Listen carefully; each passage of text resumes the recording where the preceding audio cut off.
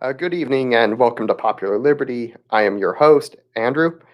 I am flying solo again tonight for episode 4. Before I get into the strategies of formalism, I want to digress and do another smaller mini episode on the laws of archotropism, which I've mentioned a few times, and why they're important. And yeah, again, to be clear, I reiterate, I didn't invent these. Most of these are simply restatements of Isaac Newton's law of thermodynamics. And while thermodynamics and archotropism usually work the same way, this is not always the case. And tonight, though, I want to specifically talk about the third law of archotropism and smashing the like and subscribe buttons to help bring me one step closer to getting kicked off of YouTube. My more Misesian viewers are going to notice the source of this law immediately. Again, I did not invent these. I'm merely trying to formalize them. A little bit of wordplay right there. The third law states that the economic value of power is subjective. Specifically, this refers to the value of converting power from its potential form into its kinetic form, its political form. And of course, no duh, all value is subjective. So then why is this important enough to give it its own law? And the answer is that it is the source of all of our problems here in modern America. Just follow me here for a second. If the value of power is subjective, then that means that the value of power is subject to time preference. Since the value of power is subject to time preference, then then we will see different behaviors from different predators related to the consumption of power. Some will want to defer gratification on its consumption altogether for years to decades, based on the expectation that the production process, prey, that they're predating upon might be more valuable to prey upon in the future. Others may want a decent balance of, production and predation. And still others might want to just binge consume all of the production that they're predating upon. All of this doesn't even begin to take into account the incentive systems of different institutions of predation, which we call states, they may have within them. Predation is not a simple decision. It is of the utmost value to a predator that he not consume all of his prey's potential production, lest he finds out that last one was his last meal. How much more important is it then for an entire institution of predators like the state that the incentive structure of the state not lend itself towards unbridled total consumption? And again, why is this important? It is important because of what it looks like. It's chaos. It's repulsive. It's predation. Predation in this context is defined as the consumption of political power by converting it into its kinetic, political power form. This is the state taxing you at gunpoint to buy drone bombs. This is the state violently throwing you in a cage for nonviolent drug offenses. This is warfare. This is politics. Raw kinetic power is what comes out of the barrel of a gun. We would rather it never came to that. We would rather all that power stayed put as potential power, preferably as, money in our back pockets. Wealth is power after all, potential power. Knowledge is potential power too, but that's kind of just a subset of wealth.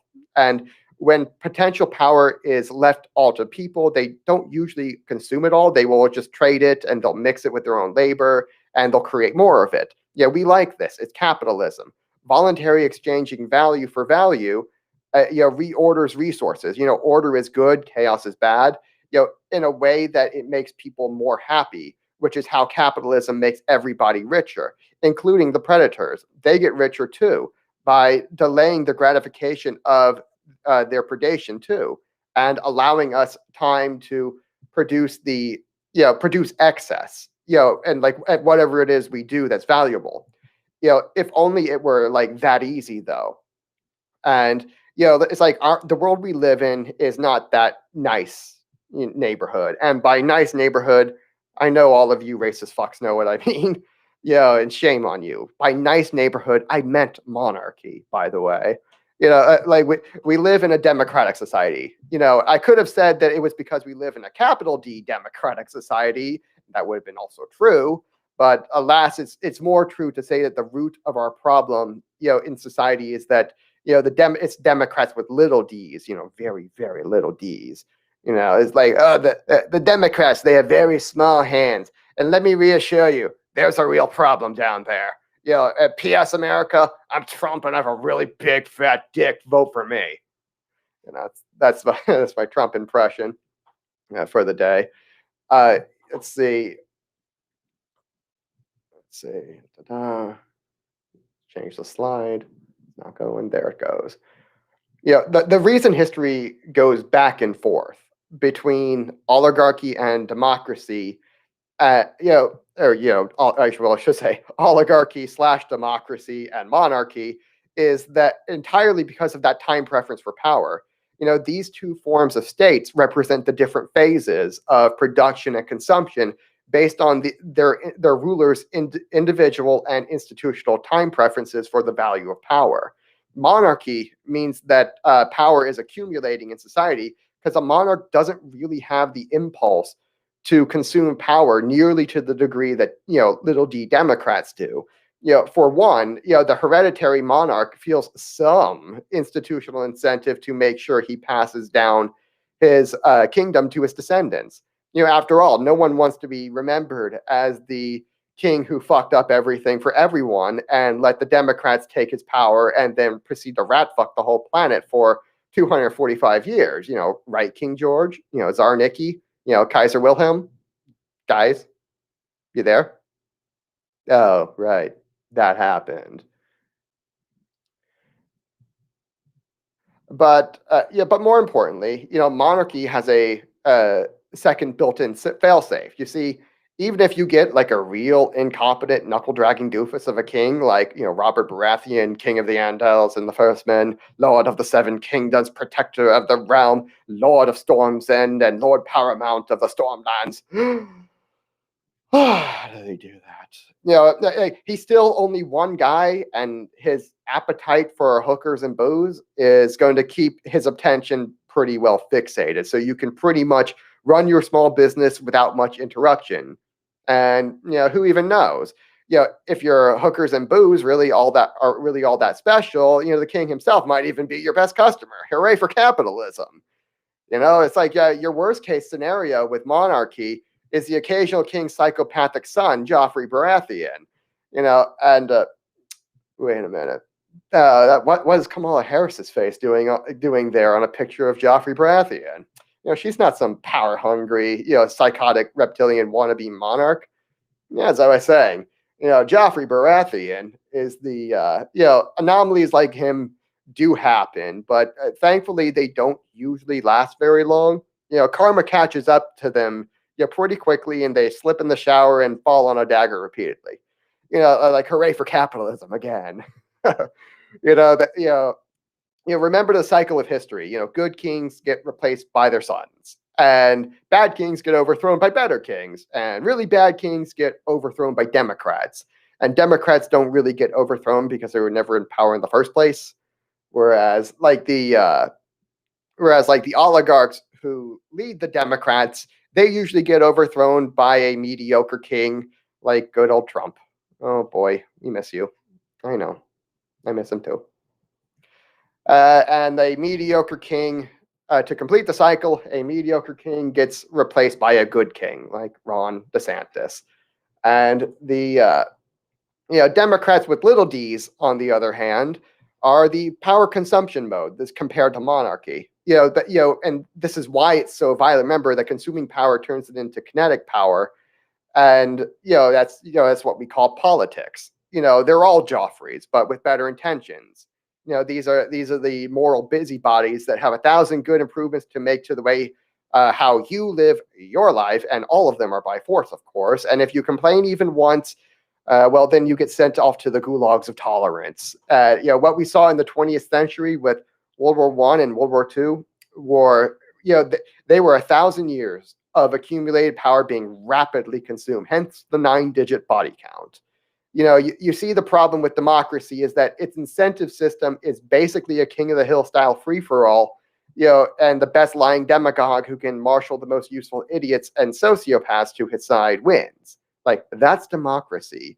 You make whatever problems you have to make whatever promises that you have to, just get that magic 50% plus one, or plus 6 if you're from Iowa, and that power is yours. There are no rules except don't lose, because there are no participation trophies in this game. Either don't play or don't lose. There is no try. Also, if you're not cheating, you're not winning. Big D Democrats understand that better than little d Democrats, also called Republicans, and who still understand it better than the American court system. Now, finally, here we are. I promised you we would get to the root of all of our problems, the Constitution, which, unironically, was written by monarchists and classical liberals who both understand everything I just said about democracy. And, they understand that it was a mosh pit, it's a civil war waiting to happen. Both sides somehow seem to agree that little d democracy was a really, really terrible idea, and yet that was the method both of them came to agree upon somehow. You see, like the Constitution, which I kind of call a formalism version 1.0, is the most famous example of time preference causing rapid power accumulation and spending. Just imagine for a moment that power has its own interest rate just like money does. And for my example, we're going to have to travel to an alternative freakazoid, bizarro universe where everything's exactly the same except that the Federal Reserve is run properly. The way it was always intended to be run by good, old-fashioned, cold-blooded Machiavellian reptiles instead of the coked-up chimpanzees on LSD with heart defects that we have right now. Cue the slide of the Fed's Open Market Committee. And in this upside-down world, the Federal Reserve has somehow magically set interest rates too high. I know it's hard to imagine. Just bear with me. Just indulge the fantasy. What happens with money when you have an artificially high price floor on interest rates? The answer is obvious. You get a crap load of savings because everyone sees how much money they can make for lending their money to these reptiles, and the incentive to consume your wealth, which is signaled by lower interest rates, never comes. Thus you get endless savings forever and ever and ever. Remember that wealth is power, and did you get all that? Okay, good. Now get this. The same thing is also true. True of money. It's also true of power. Not that I really need to make the distinction. Again, wealth is power in its potential form. That's exactly what happened with the Constitution. And back to the framer slide. As a direct result of the system of checks and balances, the Bill of Rights and other aspects libertarians tend to scoff at, the Constitution for. The Constitution acted for like 120-ish years as an artificially high price floor on the interest rate of power. That is the function of regulations in our economy. They create artificially high prices by increasing the cost of compliance, which then gets passed on to the consumers. The system of checks and balances in the Constitution, they were just that, extra compliance cost, and they worked. Yes, really, they did. The checks and balances, the Constitution's system of checks and balances actually did restrain the growth and power of government pretty dang effectively by making it a lot more expensive for those reptiles who rule us in terms of their time, their effort, and money, other people's money, to transform the potential power of our society into kinetic political power. Those democratic bastards, they had to work way harder to oppress us than they would have otherwise, which allowed us commoners a lot of extra liberty and time to create wealth. And how do we know that? How do we know this for a fact? This isn't just a theory. It's the biggest goddamn state in the history of states. We have more kinetic power in our military alone. Never mind our police and private gun ownership. We have more power in our military alone than the next 17 nation states in the world combined, most of which are technically allies at gunpoint, as we discussed last time.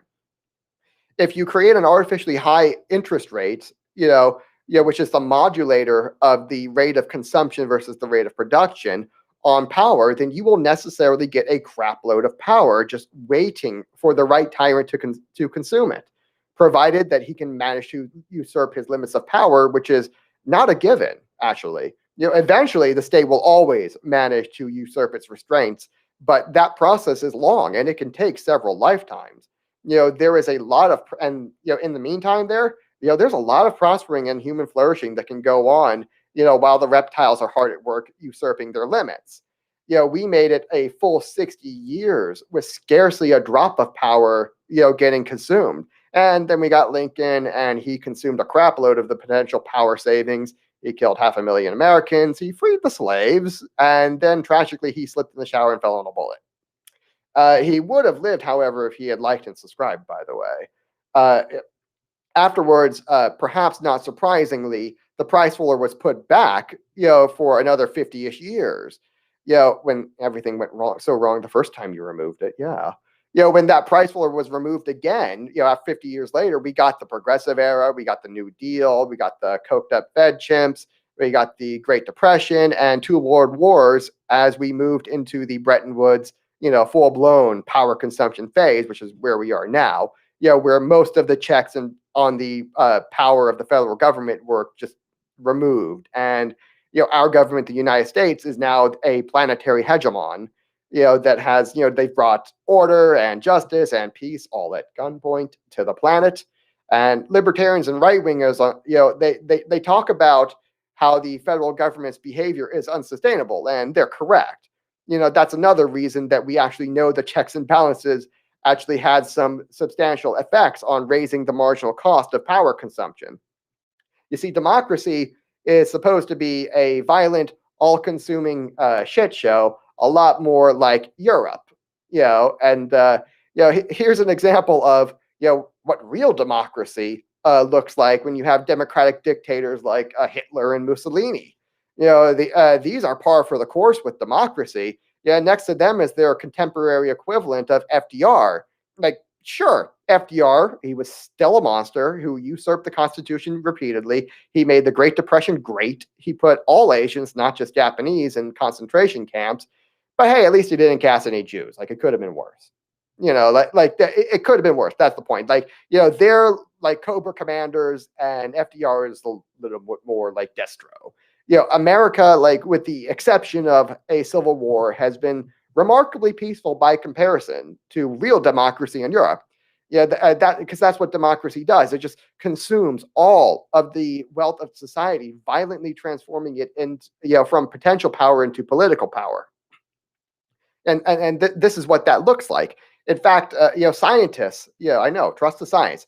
That scientists are sure that even the Middle East is just 1 or 200, more bombings away from becoming a nice golf course of peace and tolerance. We're so close. Just trust the science, except when science says not to like and subscribe to my channel.